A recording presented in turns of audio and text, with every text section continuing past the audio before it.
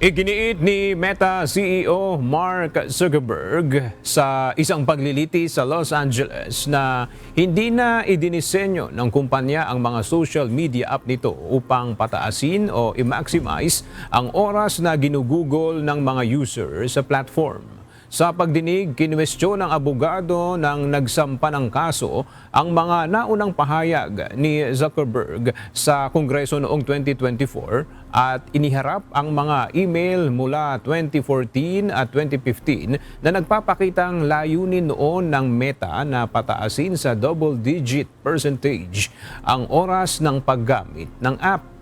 Gayunman, sinabi ni Zuckerberg na nagbago na ang kanilang approach sa paglipas ng panahon. Ang kaso ay isinampa ng isang babae sa California na nagsabing naapektuhan ang kanyang mental health noong bata pa siya dahil sa paggamit ng Instagram at YouTube at inaakusahan ang mga kumpanya na kumita sa pamamagitan ng pag-akit sa mga kabataan sa kabila ng umano'y kaalaman sa posible nitong pinsala. Mariing itinanggi ng Meta at Google ang mga alegasyon at iginiit na nagpatupad sila ng mga safety features habang ang naturang kaso ay itinuturing na test case sa libu-libong kaparehong reklamo sa Estados Unidos hinggil sa epekto ng social media sa mental health ng kabataan.